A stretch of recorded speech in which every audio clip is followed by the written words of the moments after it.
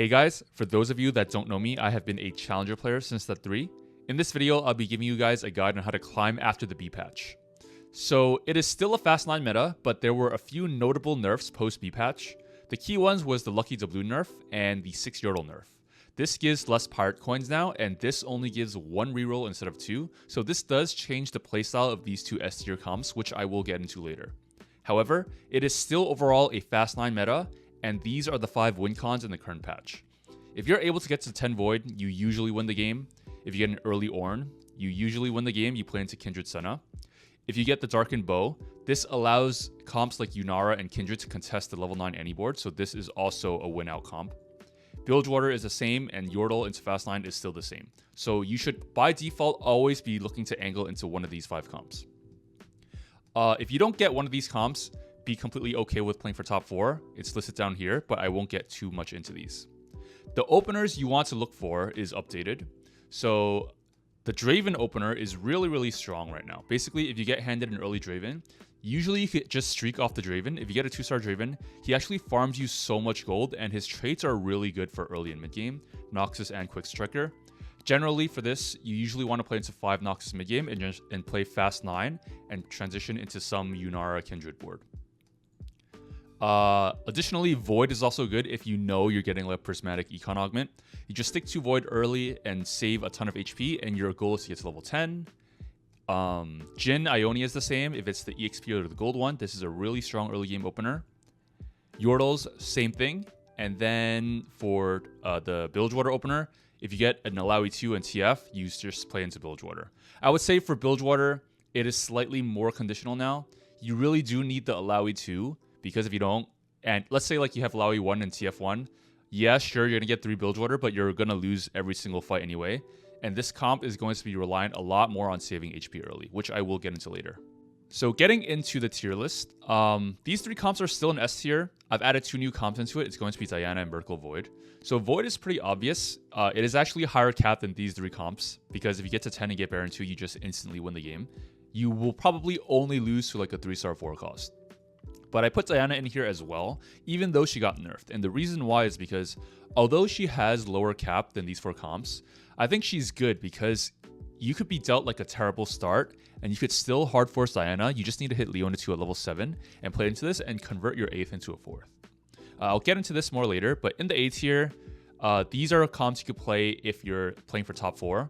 So besides Diana, you could also try to hard force like Slayers and Ionia from like a really bad spot.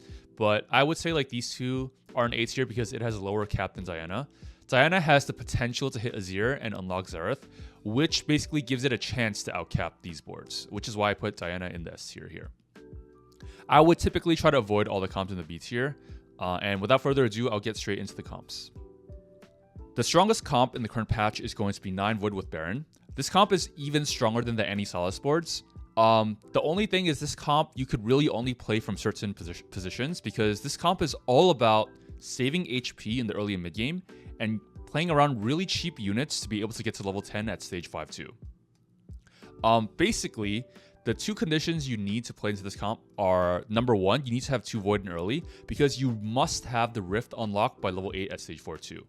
The reason why is because you already get the Kaisa for free by just putting your 3 items on Kog'Maw level 8. So if you get the Rift for free as well, you basically don't need to roll a single time at level 8 to hit 6 Void. And hitting 6 Void at level 8 is important because typically there are going to be a lot of level 9 fast 9 players that are playing 8 Yordles, and getting the 6 Void power spike lets you win against those boards, saving you a lot of HP without rolling. So that's why the 2 Void is important. And the other thing is you really need some sort of prismatic econ augment early, because you just aren't going to be able to have the resources to get to level 10. So I would check like what the portal is. If the first augment is like, oh, get a prismatic augment, then it probably makes sense to hold like the early Void units in case you hit like a giga econ augment. Another thing is like if it's like Scuttle Puddle, you could look into like playing Void as well, because you could probably easily get to level 10 because everyone's going fast 9 as well, and they're going to be playing weak boards like early mid game, so you could save a lot of HP early game as well. But typically, at level 10, your board is going to look like this. Itemization wise, Malzahar holds your Shred and Burn. Kaisa really likes Gwynsu's +2, all your tank items on Rift. TG is good on Belveth, and then Baron really likes i.e. Hodge and BT. I would not itemize Baron with like the bruiser items like BT, Titans. I think you just really, really need the damage, and you need Baron to cast immediately to one-shot like their front and back line. Otherwise, like if he's just like a tank, you actually just get run over by the comps that stall infinitely. If you're not able to get to level 10, this comp is still good because you could stabilize at level 8 and 9 and play for top 4. So like the level 8 board, typically, if you can't get to 10, is going to look like this. But this is like your level 8 board without rolling. So you get the Rift and the Kaisa for free. But if you roll a bit, you could actually stabilize off other like level 8 units as well. So like, for example, if you already have like 2-star everything, you could cap out with Ziggs. You could also cap out with Volibear. You get a 2-star Swain, you can play Swain. You could even play like, a random Lucian Senna, Fiddle. A lot of different options here, and these could easily top 4 you even if you cannot get to 10. But just to emphasize, in the early game, you really want to just play around units that are cheap and that are really good at killing individual units and saving HP. So like I would probably maybe do something like this, so all of these units hit the same unit, so you could save like 1 or 2 HP a fight. But this is like the classic level 4 Void board that is actually pretty strong. 4 traits in, Yordles, 2 Yordles also pretty good, and this is also good as well. But that's typically how you play the Void comp. So Diana, I put her in the S tier because she's really good at turning really shitty early game spots into like top 4s. So typically, right, in the meta, the top 3 players are all going to be like fast 9 players that hit, or like a Bilgewater player in there. And then 4th, 5th, 6th are all the players that are playing Diana or playing to stabilize at level 8 to play for top 4. And then the 7th and 8th players are the players that try to go 9 and they don't hit. So like Diana at level 8, she's probably like the strongest level 8 variation. And at level 9, she is still able to beat out the Annie players that don't hit. So like, for example, if someone goes fast 9 but they have Diana 1, if you just pick off the Danny, you just automatically win the fight. So Diana is really good at farming for that reason. Typically, you would play into Diana if you have like a pretty garbage opener. Like let's say like you don't hit any early game units at all, or you do not hit like an econ augment, but everyone does. You do want to angle Diana because she's really good at farming. You're basically stable off hitting a single Diana 2. You don't need to hit anything else. Like Seraphine 2 helps, but Diana 2 really is the only unit you want to hit. So in that sense, your game plan is to just go level 7. You roll for Leona 2, stick 3 items on her, and that gives you the Diana unlock. And you really want Diana unlocked before stage 4-2 at your level 8 roll down, and you roll down for this board. So this is the ideal board. Ideally, you hit Azir, but if you don't hit pre-Azir, your board is typically just going to look something like this. You just keep the Leona in for now, and you put all of your tank items on like Taric or whatever. The Piltover, the one that gives mana, is really good, but Blast Shield is like the second best one. You just put all of your AP/Shred and anti-heal on your Seraphine. Typically, you do want to itemize your Seraphine 2 over your Azir 1 unless you hit the Azir 2.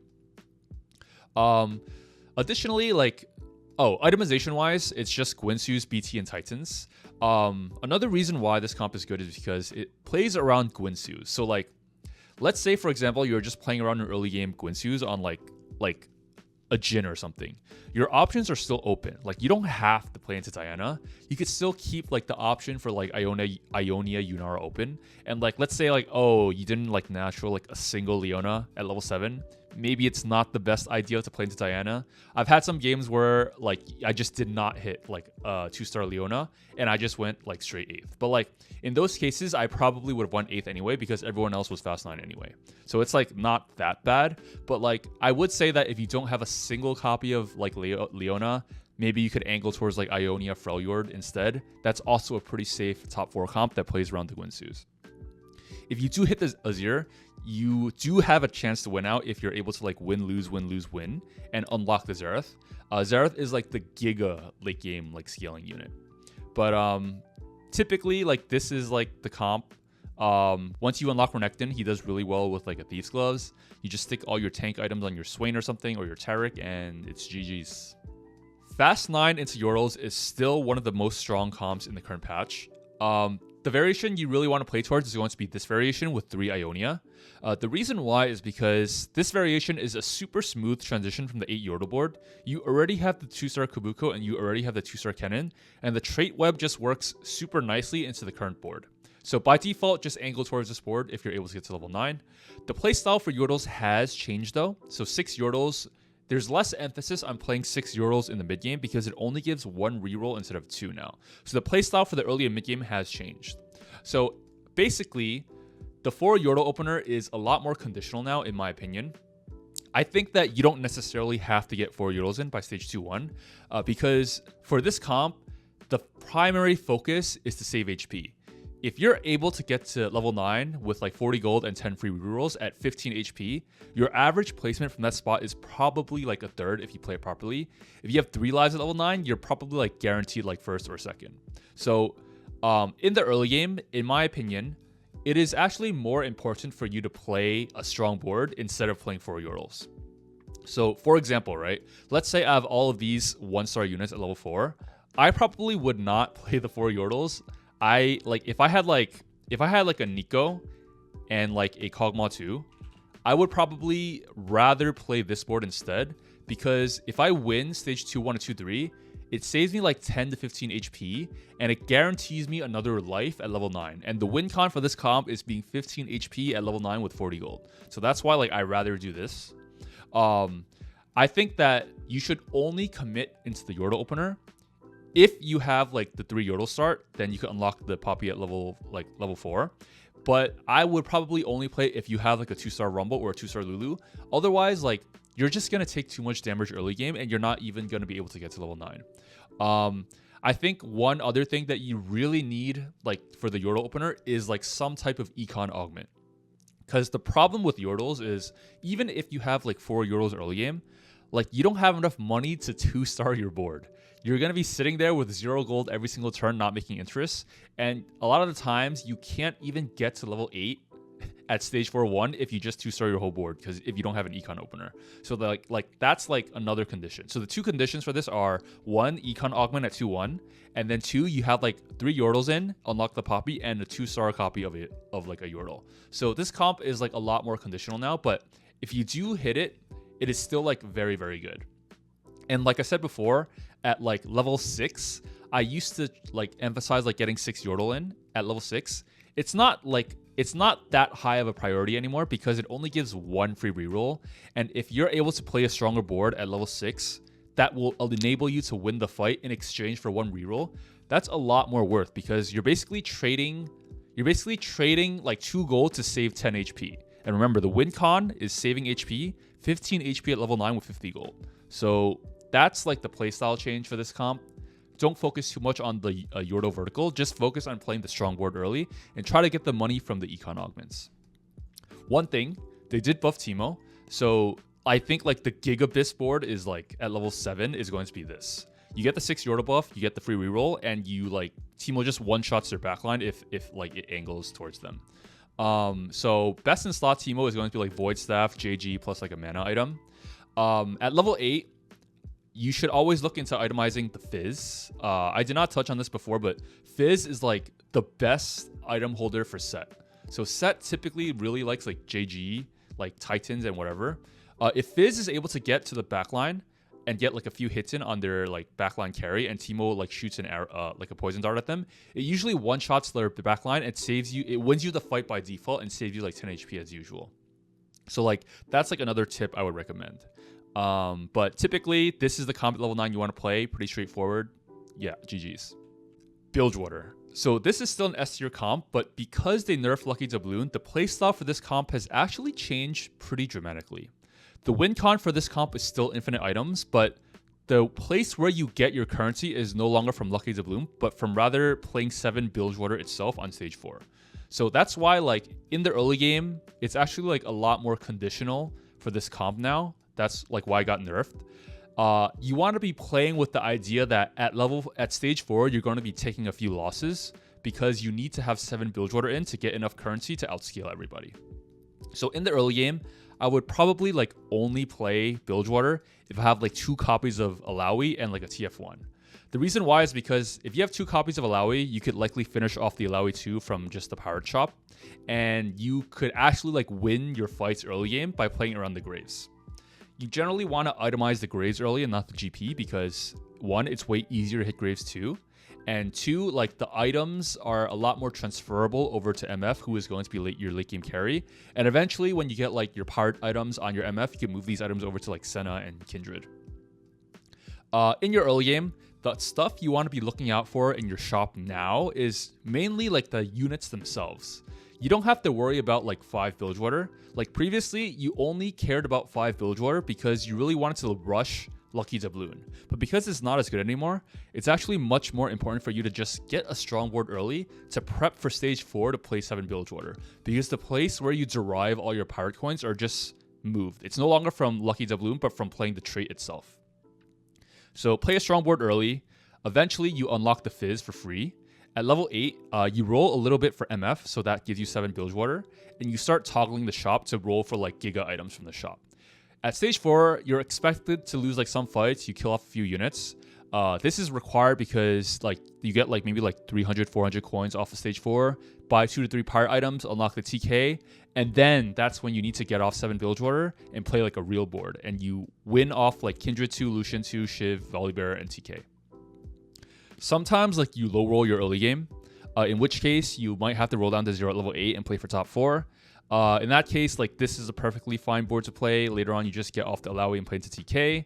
Don't be afraid to roll at level 8 if like you just lose every single Bilgewater fight early.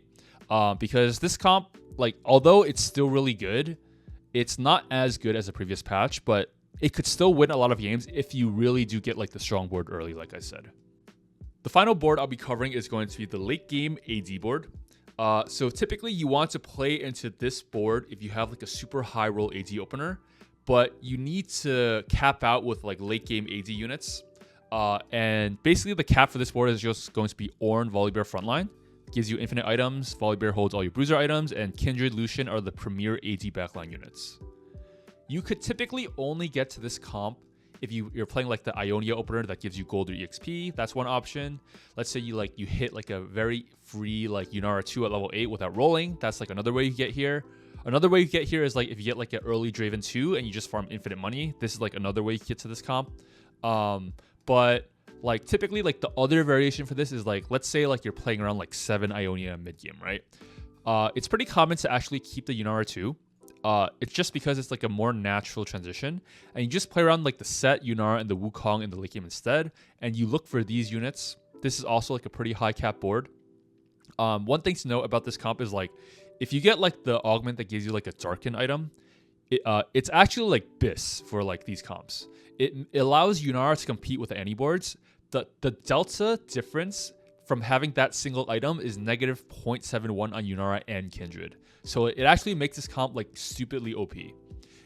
Basically, BIS for Yunara is going to be Gwynsu's, Krakens, and the Darkened Bow. But if you don't have the item, you could also just fit an IE on her. It's fine.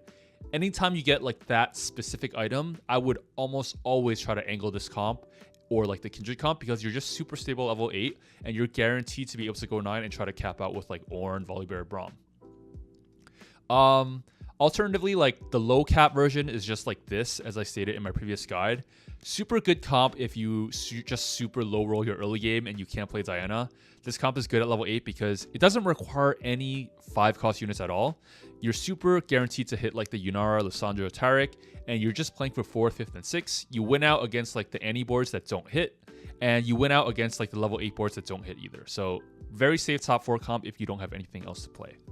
So that sums up my guide for patch 16.1b. There is going to be another patch in like 6 days, so if you want to know when that video releases, please subscribe to my YouTube to keep updated, and I would also appreciate the follow on Twitch if you enjoyed this video. Thanks for watching, and I'm going to see you guys next time.